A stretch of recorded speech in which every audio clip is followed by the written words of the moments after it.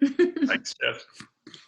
Okay, once again, I'm Cecil Giscombe. Thank you all for coming to the first visitors reading to the Holloway series in the fall of 2020. I'm Cecil Giscombe. Jess Lazar and I together curate the fall Holloway series, and we're very happy this evening to have with us Don Bogen, and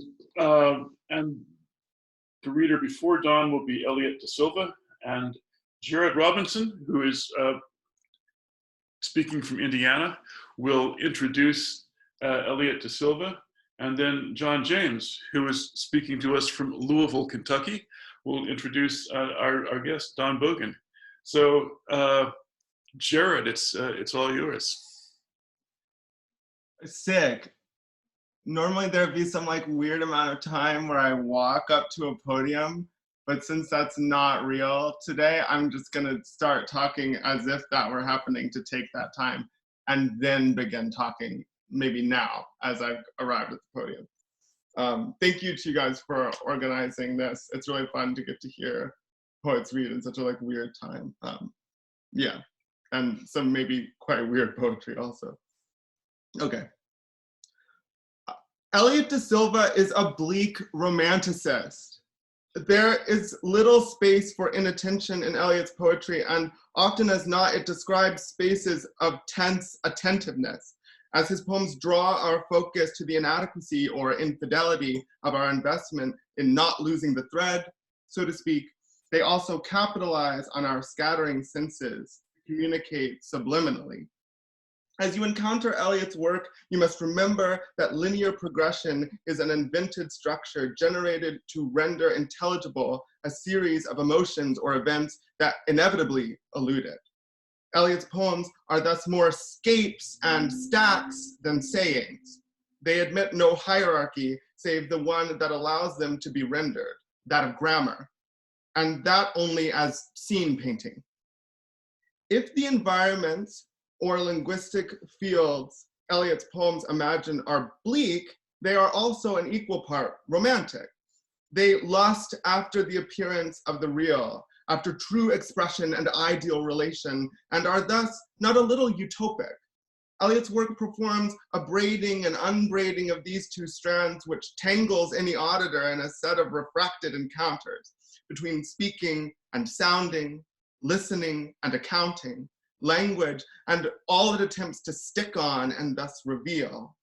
And these encounters occasion the question both of the fidelity of language to happening or imagining, and of the border between these two activities, such that the actual transmutes into the allegorical, the insignificant passes over into first principle, and the persons we recognize to be real disappear into the network of competing nouns as characters we know to be invented expand into several diagnoses for conditions of human life.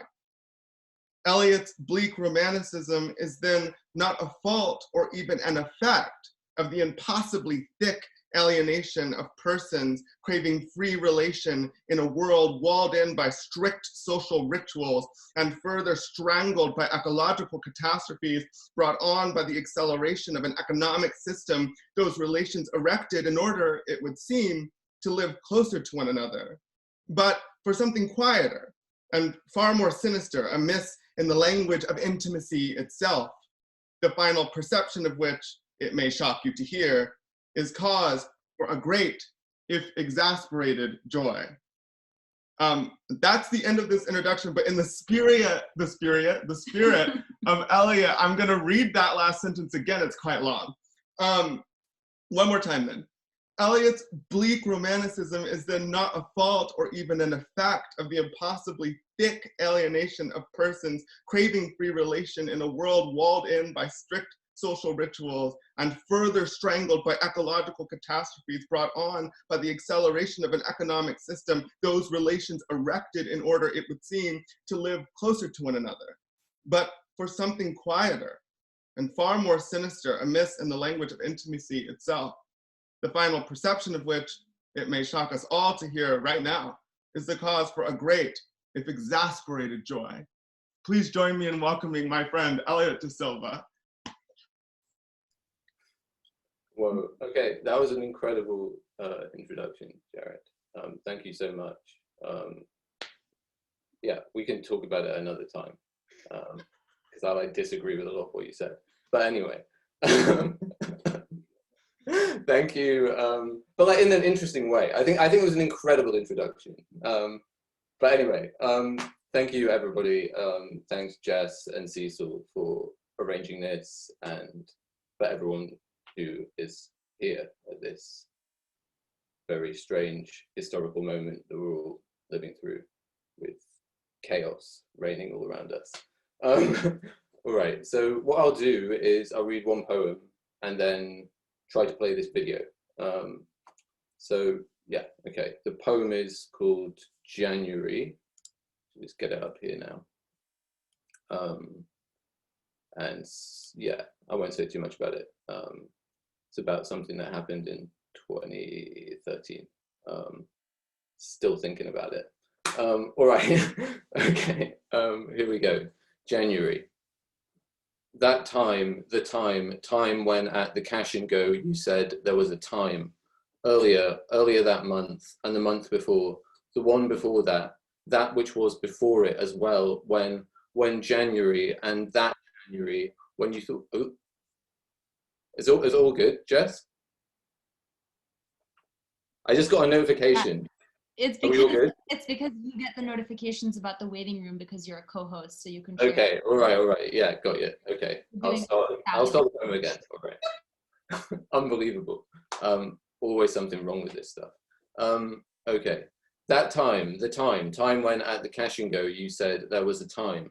Earlier that month, and the month before, the one before that, that which was before it as well, when January, and that January, when you thought yourself pregnant on a hunch, and there in the Quick Cash on Bloor Street, where we got first and last, or the one where we got money for the fees, there kissed my neck only moments later to say that you wished it true then, and then, before, after, and the halogen blinked above like an unwanted halo in the wrong kingdom of heaven, and you, and your skin softened by the cleft glow, and it was clearer now that you were not crying, as under the importunate light I supposed you would, might, the power of possibility lost job, apartment, car, one rough jacket with the torn silk liner, Quick Cash, and with the plastic benches and metal mesh chairs, and your darkened skin and uncrying eyes, seeing in my face, my skin, dried from the long winter, possibly seeing the long winter on me like I saw summers on you. In your cheeks, forehead flush down the toilet bowl in the bathroom of the Quick Cash, looking in the mirror, streaks, scratches showed what your eyes saw and see, eyes like autumn puddles in the summer. No need to be strong like that, you say, just before it said, I'm angry, it's hard enough to tuck it off without you playing at collapse. And what do you want if not strength, my strength, your eyes like spring clouds in winter, possibly seeing it there in me, weakness. In the Quick Cash toilet bowl, toilet paper soaked with tears and snivel and sickness or death, unaffordable luxuries. The truth is an orb. One side always precludes the others. This is the side I hold to you, my flesh. Slapped gut like waves against the ocean liner brought great grand over the sea to these shores. Look at our faces. We can see our veins through the wet sheet on our portion of this heap of flesh we inherited. We call the noise flesh makes history. The receipts crackle under my pillow so I won't forget, cannot forget. You won't forget. You are strong and good like the idea of motherhood and our politicians and Bibles and free money and unborn babies, and then also like us. Good, were like good, yeah, I trust you, said I, thought trusted no one but you in the slow past time of Quick Cash. Okay, so that's that. Now I'm gonna share this screen. Try to share the sound as well. Okay. Can people see this? Just nod if you can see it. Yeah, okay, great. And then I'm just going to put some sound on, and then just put your thumb up again, Jess, if you can hear it, okay? Great.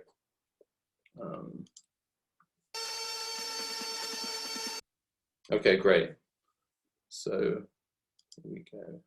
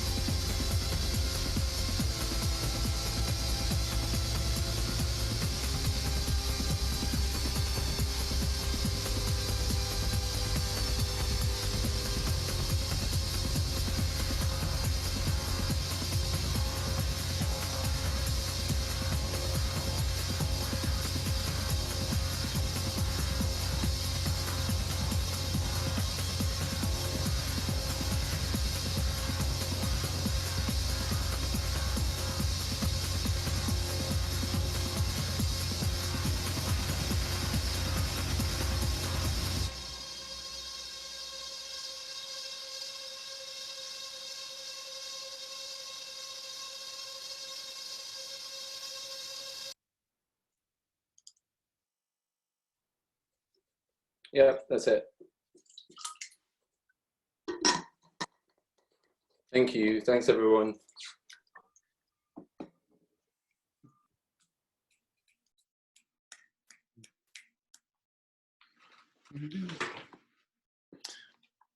Thank you, Elliot. Thank you so much for that. That was utterly wonderful. And I would call John James to the podium to introduce Don Bogen. John, are you there? I'm here. Thank you, Cecil. And I won't waste time walking up to the imagined podium. I think I'll just jump right into things. But thank you to Cecil and Jess for organizing. Thank you, Jared, for your great introduction. You had me at bleak romanticism, which I do think applies in a certain way. I don't know if that's the part, Elliot, that you were sort of taking issue with, but I loved your work. And I was just joking. I was just joking. Just trying to irritate Jared.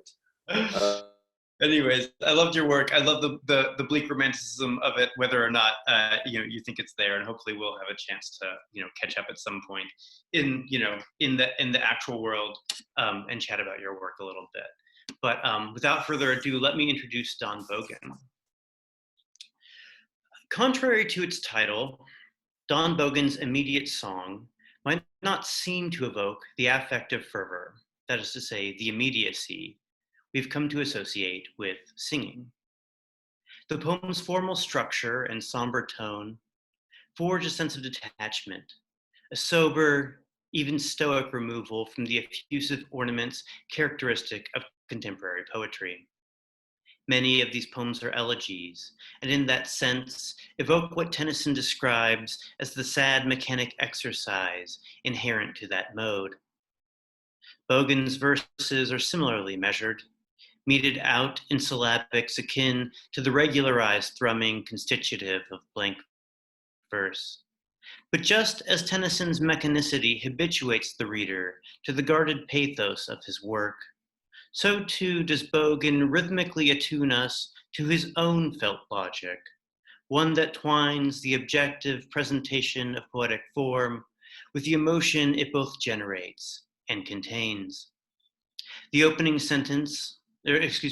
sequence on hospitals is especially concerned with place, the way architecture structures rites of passage, and how such spaces shape an affect predicated on habitation. As in the structure of a poem, emotion rests mnemonically within a building's spatial confines, activated as the observer returns to halls that, now, appear at once familiar and strange. Unlike poems, places change over time, and the modernization of these spaces invites not newness, but decay.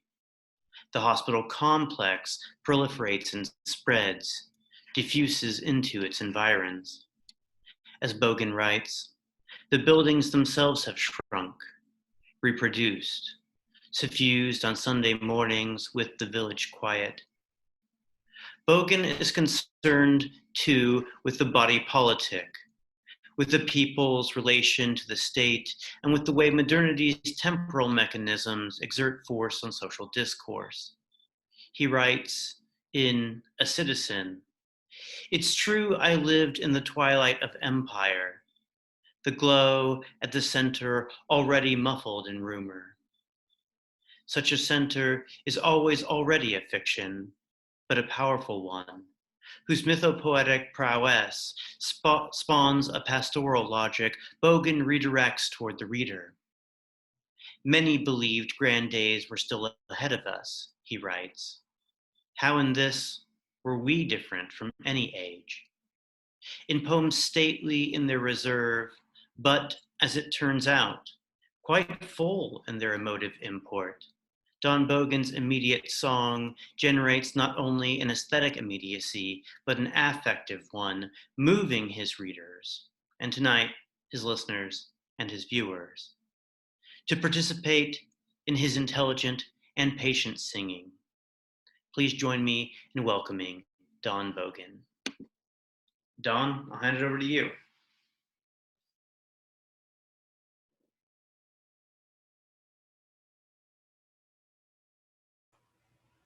Yeah, I'm unmuted finally. Yes, thank you so much, John. That was a wonderful introduction. And thank you, Cecil, for this invitation, and Jess for helping set it up, and everybody for coming. I think this is my first, I've been in many Zoom meetings, but this is my first actual reading. And it's interesting. And so many people have talked about the Hollywood Squares aspect. You know, everyone has this little box and you could look at them and such. But it brought to mind something that only people of a certain generation, like Cecil and myself, might remember. And I remember this from my younger sisters. There was a television show called Romper Room for little kids. And yes, and the hostess lady held up a mirror, and her magic mirror, in which she could say, you know, I see Donnie and I see Billy and I see Dave and Joni. And of course, all these little kids were, oh, she sees me, she sees me. And but reality is I could just move my mouse and see everybody and say, I see you. And so anyway, thanks so much for doing this. And I'm sorry, you know, I was supposed to read last year and good old PG&E turned off the power. And as long as that doesn't happen, I think we'll be okay. I should ask, I think Jess would be able to tell me, people can hear me and see me okay at this? Great, thank you very much. Well, it's a real pleasure and honor to read in this. And as some of you probably know, you know, Berkeley is my alma mater. And I was here both as an undergraduate and a graduate. And coming back here in retirement, I have a house in Martinez where I'm now located. I think a lot about the place, the campus, and all those years, and my new friends here, but I also think about older people and people who are gone. Almost everybody that I worked with as a student has retired, certainly, and you know, a good many of them have died. But I wanted to mention just before, and I don't normally do this at reading, two people in particular, and I want to read a little bit of their work. The two people who were in poetry who were very, very important to me. One was Tom Gunn, who was, of course, important to many people on the screen in the Bay Area. And I was his teaching assistant. We became friends and corresponded over the years, and he gave me a great deal of help with my own work. And the other one was my old dissertation director, Josephine Miles, who I was one of her last students. And she was just wonderful. So I thought what I would do is, and of course, with Jo Miles, I think a lot of you know that her house was donated to the University for Poetry, and visiting poets can stay there, which I think is just really cool, and I'm sure she'd be really happy about that. But I want to read just a couple of short things by them before I start my own things. I am in Martinez without most of my books, which are back in Cincinnati, but I'll read so I couldn't go through all of Tom's work, and but I'll read something that I've always kind of liked. It's from a fairly, not very well-known book called Positives, which is a book of photographs that his brother, Andrew Gunn, who was a professional photographer, took. And then Tom wrote these caption-like poems. They're quite short. And I'll read this short one. It's, I could try to show you the picture. I don't want to put it on shared screen, but I don't know, just to hold it up and see what happens. Yeah, you could sort of see that, I think. It's you know, it's a fairly young man in the Britain of 1966 riding a small motor scooter. And he looks like he's about 15 or 16. And this is Tom's untitled poem in relation to it. Two mirrors for the self-regarding rider. The learner, tentative, but with increasing momentum, he moves in on the world which he examines by a battery of headlights. The scooter he rides is named after himself. The seat is like an obedient leopard. A damp wind forced from the standing air in front absorbs him. He catches sight of his own face and does not know it against the new landscape. that very typical of Tom's wonderful precision and care and accurate description with overtones arising from that. And this poem, again, a fairly short one from Josephine Miles, is not in any of her books. It's in the collected, but she chose not to have it in any books. I really like it, and I think it gives a sense of both her lyricism, it's quite gorgeous musically, I think, and also the kind of openness of spirit that I always associate with her. It's called Cage.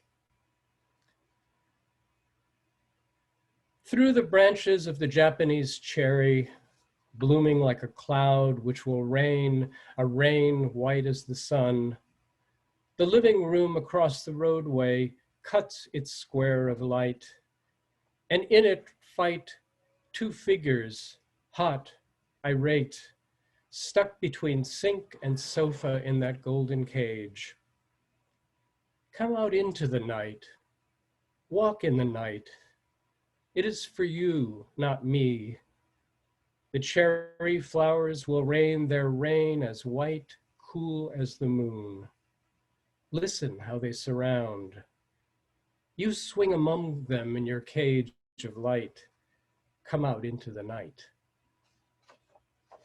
So I realize I've managed to set up a whole bunch of difficult acts to follow, starting with Eliot's wonderful poems and that introduction, and now I have put Tom Gunn and Joe Miles in front of me.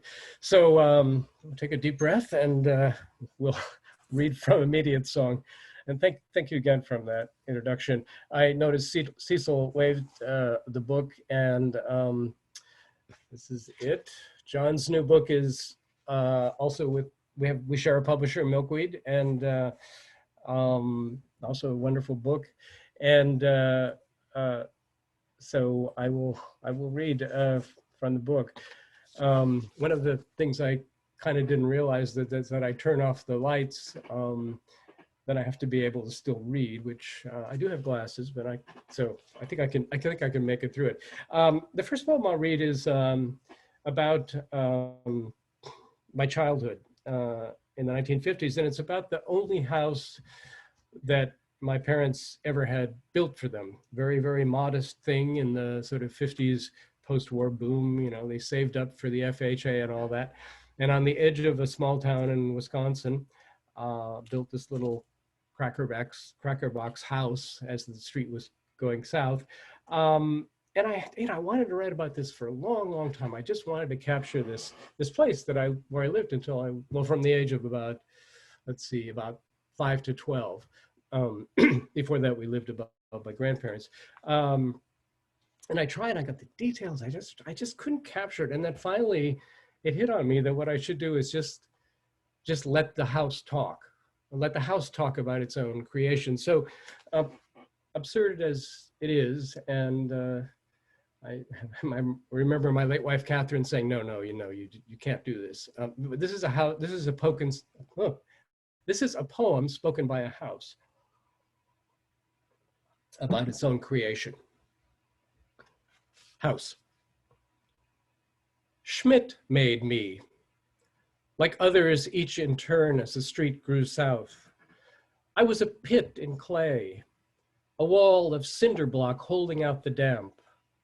My parts began diverging, my purposes cleared. I was tar and poured cement.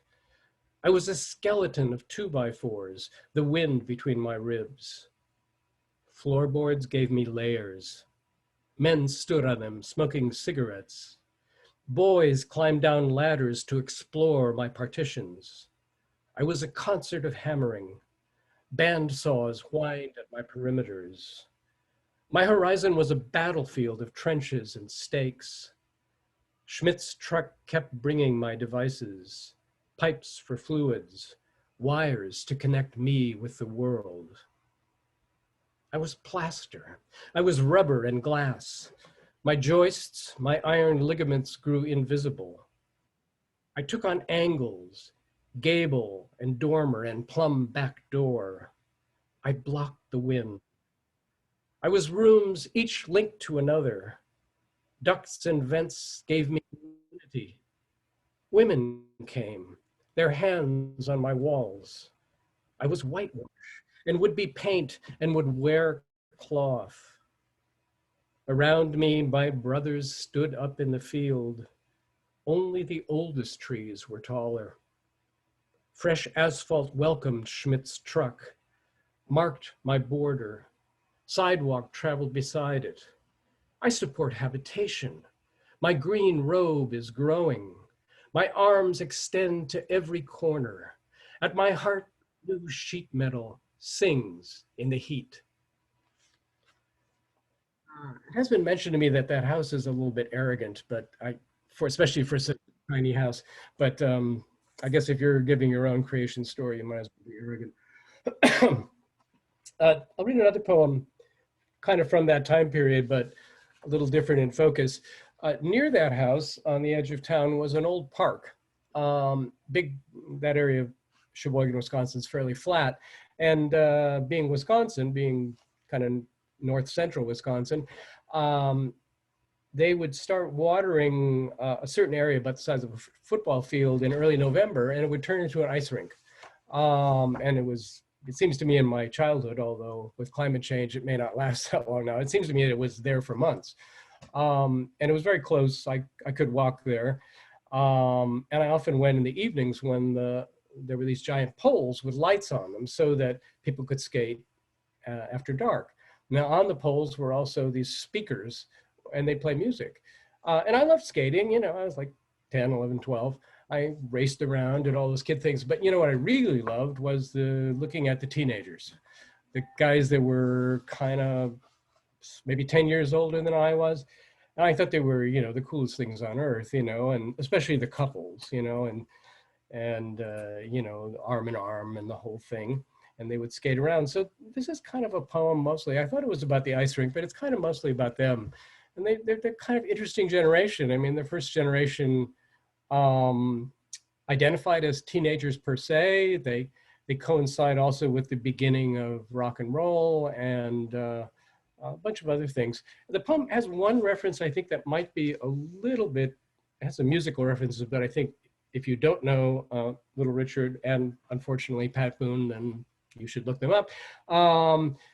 But it has a reference that might be unclear, and that is to Okinawa. And in the 50s with the military draft, if you were a young man and didn't go to college and couldn't figure out, I don't know, flat feet or something like that, some way to get out of the draft, you might very well get sent to a military base, and Okinawa was a big American base in Japan. I think the rest of it is clear. The ice rink. They dazzle me still, those teenagers of the 50s slow skating arm in arm under the highlights that made the rest of the park look darker. The speakers on the wired poles sing to them. They are in love with the wordless ahs and oohs, the earnest falsetto, the bassman's pledge over the bridge. Their blade strokes slight and silent, their feet barely move. Scarves dangle from their shoulders. There are pom-poms above her ears. Their unimaginable secrets make white puffs near their faces, brief as the glances when their eyes meet. They circle the rink slowly as the record circles its spindle, and glide for a while still after it's over.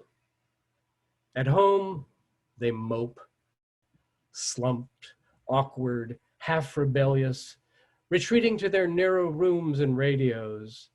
They hear Little Richard or Pat Boone covering Little Richard on WTMJ and take heart in the nonsense shouts, the drum set and yipping sax. Surely something will happen to them.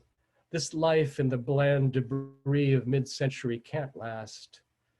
Cars, graduation, a first job at Kresge's or the canning plant, maybe college, or 18 months in Okinawa by a lonely sea. There will be room in the latest expansions when he gets back. Someone is planning a tract house for them on the edge of town. Schools multiply. The two-tone sedans they will want are already growing fins.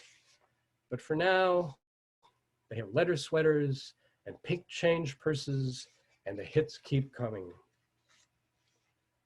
Winters are long here. The rink stays open from Thanksgiving through Easter.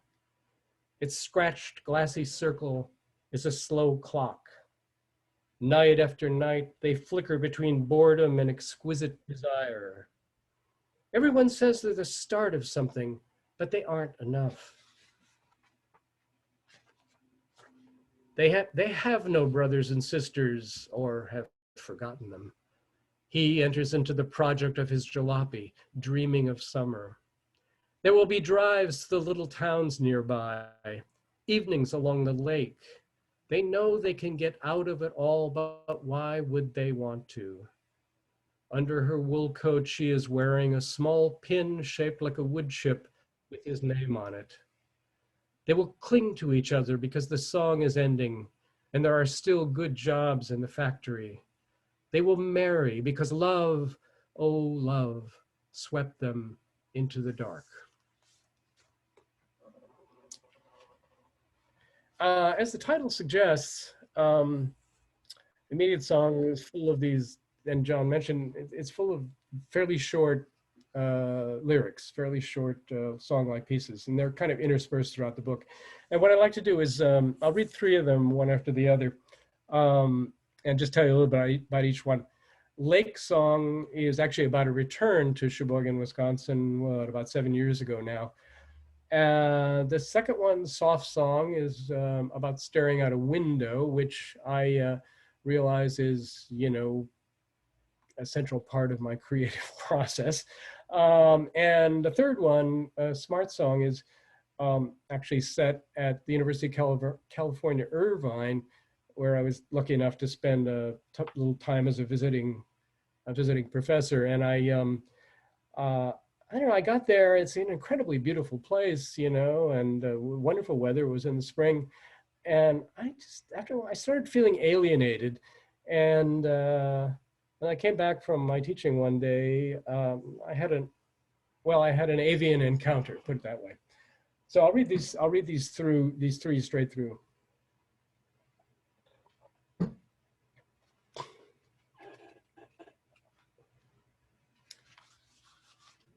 Lake Song. Drove to the lake and the lake was cold. The whole town grim in gray morning light. Harbor abandoned, coal boats gone. Walked on the gritty beach, shuffled among mussel shells, driftwood, algae, feathers. Jumped over creeks spilling from drain pipes. Found clay beach stones that broke at a touch. Walked on the pier and the pier was long. Under the cloud cap, swirling and blank. No gulls swooping, no shrieks in the gusts. Gray water darkened as the pier stretched on. Whitecaps rising, wind in my eyes. The packed concrete wet, sides piled with big rocks. Fish bones in crevices, old hooks, snagged line. Came to the lighthouse and the house was sealed. Stood on the walkway 2 feet from the waves. Looked to the south where the power plant loomed. North to the point and west to the town. Looked east to the layers, fog gray, mist white. Blankets diffusing the cold sun sheen. Saw what I could and could not see.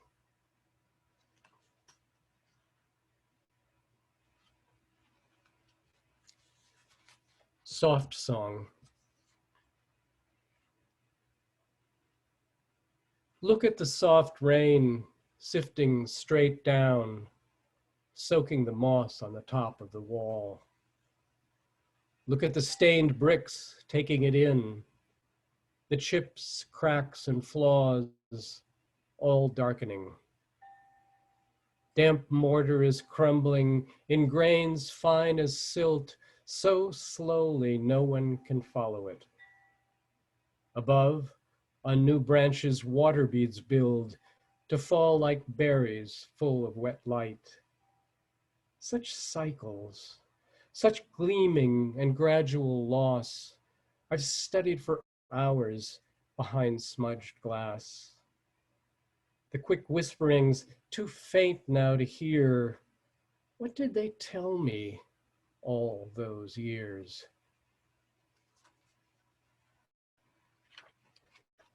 And the Irvine poem.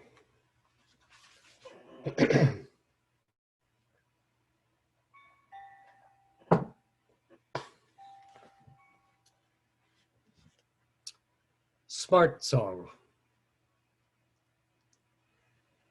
He tops the pine, swaying the last branch, and stares me down from that perch. As if he sensed my jagged unease, he wants me out of this new place in the sea wind and clarifying light. I'm stopped cold by his taunt. How can one crow raise these old fears? Beauty and calm seem part of the air. You're nowhere now. His call cuts my heart. So smart, so smart. You think you're so smart. Ugh, crows. I'm gonna read excuse me, newer poem now. It occurs to me when I'm reading that last one that when I visited Irvine, which is more than a dozen years ago now, I had been teaching in the Midwest for almost, at that point, about 30 years. And so the exotic quality of that weather was really stunning. And of course, when it's not too smoky, those of us who are fortunate to be connected with the University of California, Berkeley have a tremendously beautiful campus as well. It's actually prettier, but I hope I don't have any Irvine grads in there. This is a poem just that's set in, I live here also very near a flat park, no ice skating rink. Yeah, it's just kind of, I was going for a walk. That's something I saw. And it went somewhere. I'll say one other thing about it. It's in a tradition of, it's related to an encounter with an animal, and it's in a tradition of dog poems. And I mentioned specifically Denise Levertoff's Overland to the Islands, and of course, like having read something by Tom, I think of Yoko, a poem actually spoken by a dog, and this is not spoken by a dog; it's spoken by the poet. So it's called A Leap. That dog springing for the plastic disc snapped from the skinny girl's wrist is so exquisitely focused, he seems to stop time. There is no thought in his action I can see, no deliberation. He doesn't decide to jump, rather the leap carries him, I think, walking across the park. His fierce eyes, which are him now, lock on the spinning thing comprehensively as it hovers on its angled swoop, and they pull his whole body forward under it, shifting and slowing his pace till the last sprint and takeoff headed precisely where the disc will be, the eyes navigating every part of him against gravity. At the top of his leap, he has no purchase on the air and drops, wrenching his body off the very last ripple of inertia to seize it. I catch this only once. Blonde girl, red disc, spotted white dog, but carry it with me like a video and slow it and replay it as the dog, I imagine, runs the disc back for another toss and another. Now it is no longer a video, but an object I can revolve in my mind, a crystal glinting in endlessly evolving facets. It is light, it is gleaming, it is not abstract, but it dips into possibilities, each with a thicket of consequences. What is it? What is it becoming as it floats and turns in my thoughts? There is no gravity here, but I feel an urgency, something inevitably slipping away, though suspended, it seems to have all the time in the world. My steps are balanced. I am setting a pace. My goal is the post office, but I carry this with me, slathered in words now, riding the 2-beat rhythm of my steps. I am carrying it, revolving it. I am carrying it in my mouth.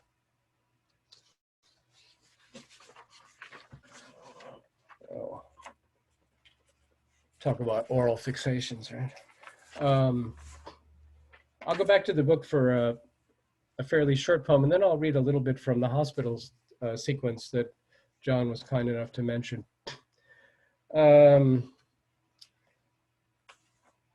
This is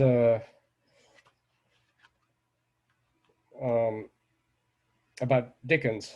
One of my great pleasures in retirement, and even before retirement, is reading and rereading Dickens. And I know I have at least one friend here who's a great fan of Jane Austen and Henry James and George Eliot, and what might be called a certain tradition in the British fiction. And Dickens is not in that tradition.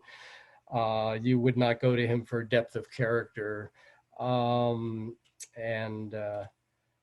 say subtleties of plot. He has plenty of plot, but it's not subtle. But what I love about the writing is that the sheer energy of it. And I think of him in a kind of, it's a very interesting place in time, and the industrializing England and the world of, trains and things moving very rapidly. I think the poem's fairly self-explanatory.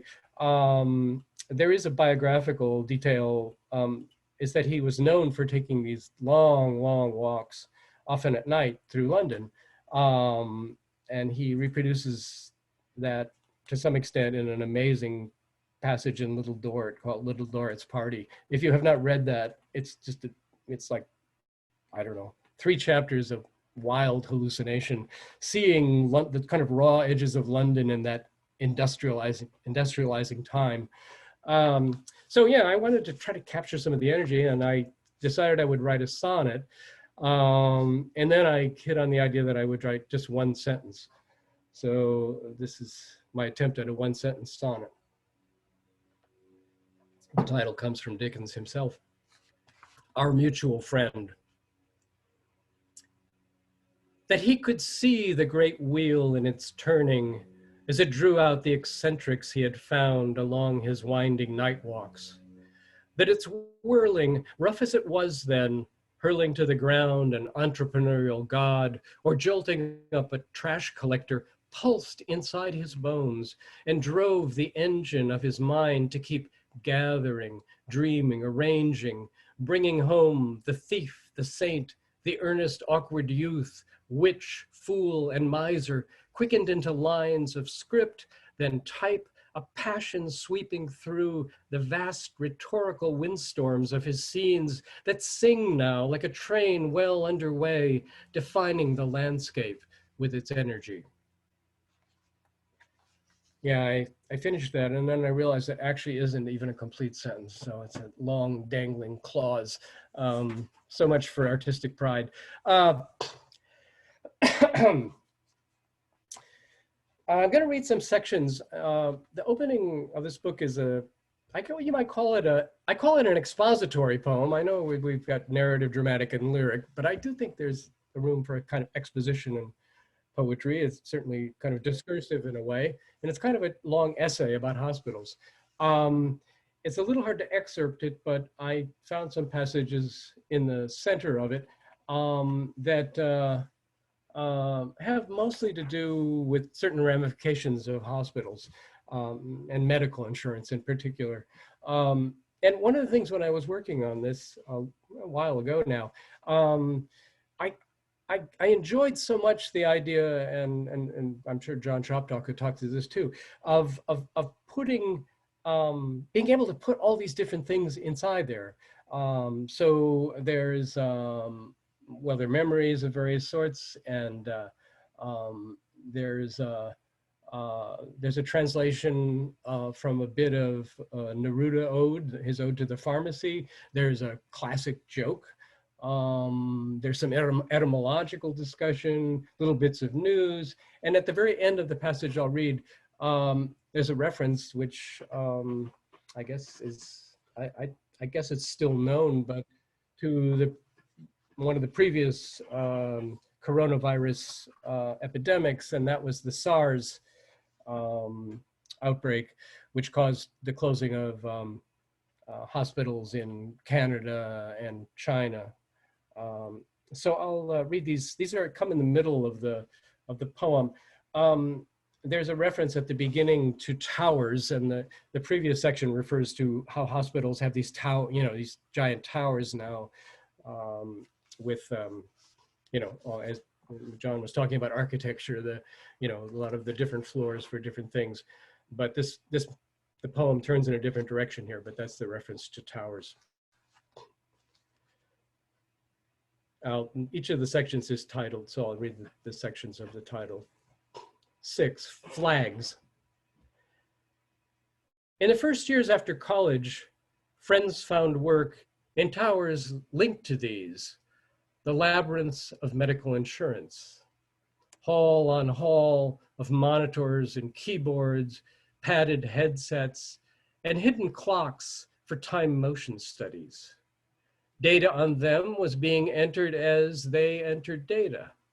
Layers of observation stacked up like the cases on their screens.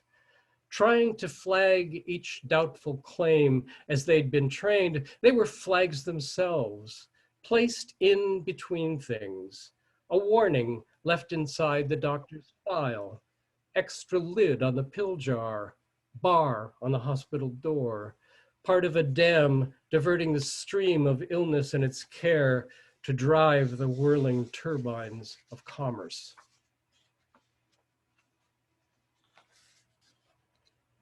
Seven, compañero.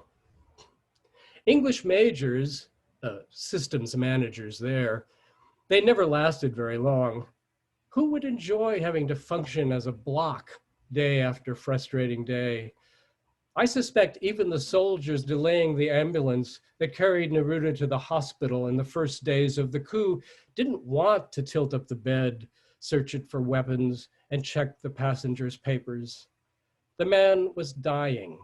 They could see that, and no threat. Because they followed orders, he suffered more. He had an everyday incurable cancer and kept on fighting against the blocked up world with rage and humor, calling himself the great urinator, inviting Nixonicide. Pharmacy, church of the desperate, with a little God in every pill. Often you are too expensive.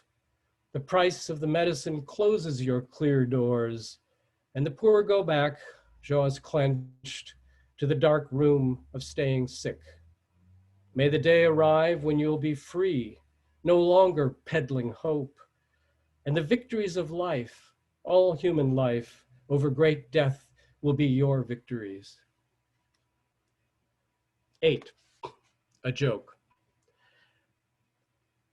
A guy goes into a hospital with stage 1 melanoma on his arm, has it removed, and asks the doctor, Lebanese from Beirut, with olive skin, black hair, and wet brown eyes, wild as Ernie Kovacs, how to prevent another cancerous mole. A 1-beat pause, then, have genes like mine?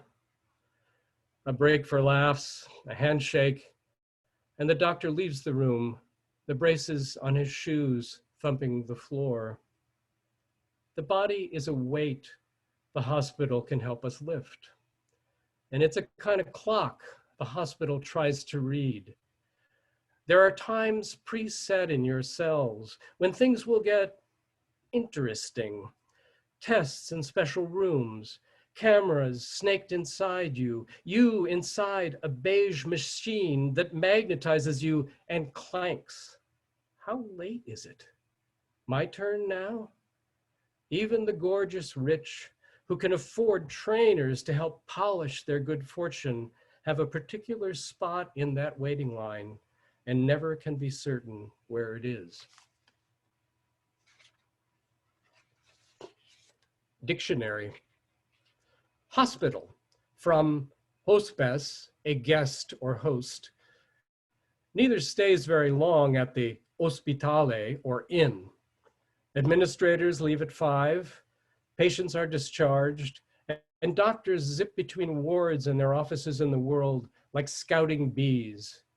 The buildings themselves imply the temporary, with curtains, partitions instead of walls, and multi-purpose rooms.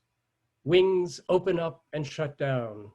Entrances are swallowed as exteriors become interiors that don't quite fit, and age cracks out through paint and plaster till at last the whole structure is smashed by wrecking balls or picked apart or imploded as we watch on TVs that might as well be screens charting our own collapse.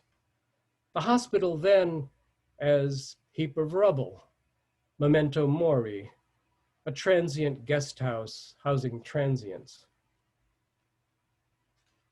Sometimes there are, 10 sealed rooms.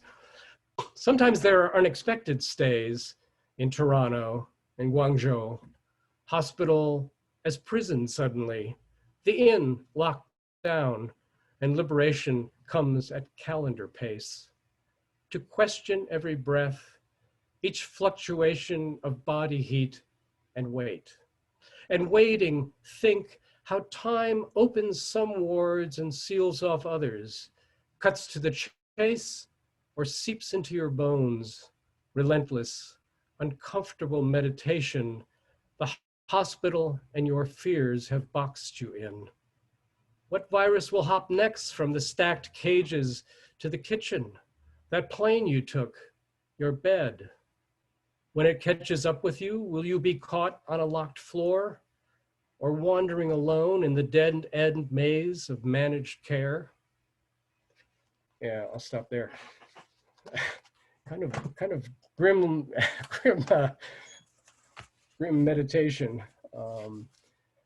Yeah, I got just a few more things to read. I think we're fine for time. I'll read one more new one and then a couple short lyrics from the book to close.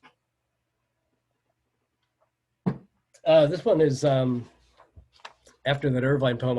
I think it's my prayer to the crow gods, and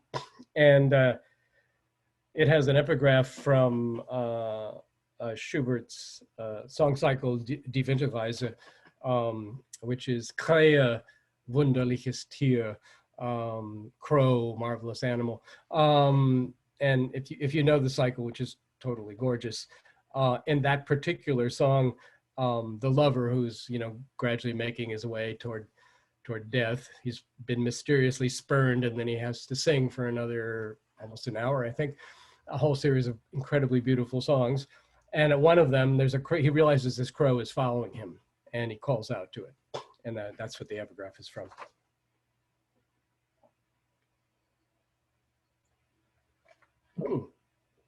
And it has a specific Berkeley reference in it,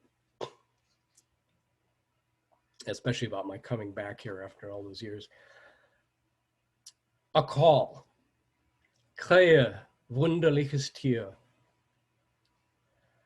Black wings, black stick legs, black beak, black eye. The monochrome of their variegated parts can dazzle, all shining in different ways, transfiguring the light as if they'd swallowed it. In groups, they blot out the sun, or drift, a flotilla of black sails across clouds. Crow, the name's a pale echo of what they shout in a language we're unable to share.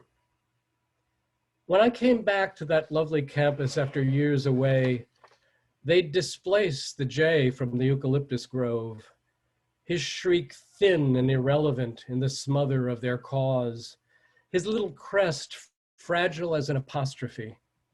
Nothing stays fixed. Their place is wherever they decide. Fighting over a dead squirrel on the asphalt, they lift reluctantly just before a car comes to drop down the moment it's gone. Loss is their sustenance. Keen, stark, efficient, and quick, they hide things, dissemble, and make tools. In clucks, cackles, and long, broad calls, they remember and remind.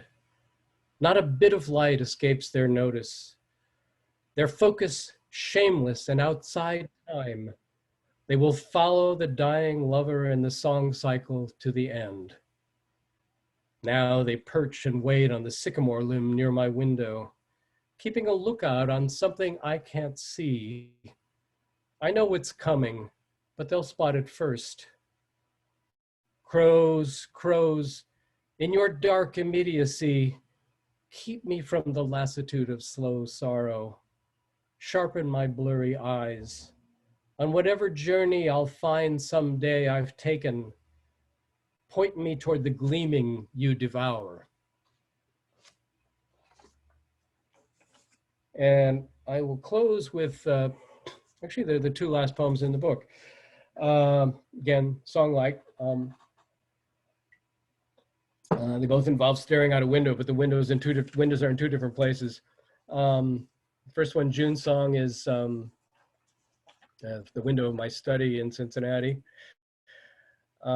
which looks out on a hospital. But there's a tree and a little bit of space between me and the hospital. And then the title poem is actually set in Southern California. It's third person, but again, looking out a window. So I want to, before I read these two, I want to thank people again for coming and the wonderful introduction and the invitation and everything. And I know with these things, you know, people gradually sign off, and but if I don't get a chance to say hi to you specifically, you know, send me an email, and thank you so much again for coming.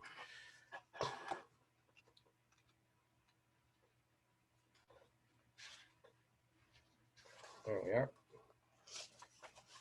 So I'll just read them one after the other. June Song and Immediate Song. June Song. The poplar's green abundance reflects a simple scheme. Roots, branches, leaf on leaf, individual parts advancing on their own in patterns that slowly shift as if to one long plan. I envy that accord. Each opening bud repeats the fundamental steps. Grow out to catch the light, catch light to grow, all in a summer's dance. It never seems to change. Thickening trunk that lifts a wind harp, web of limbs I've watched for years tell time, you follow a strict score. In fall, your leaves will show their true colors, will slip the brittle twigs and soar. Immediate Song. Words on a sheet, screen in a window, air moving in where he doesn't move. Still, in the quick world, he catches the light as it slices across the eucalyptus, spirals of dry green inscribing the sky. Morning splits open. He is taking it in. Smell of spiced dust, sharp in the old smog. River of traffic, constant and varied. Cool hiss of sprinklers spurting to life. Just now, springs, a back door, Jay's shriek that clears out all space around it. A moment. A moment. Thanks very much.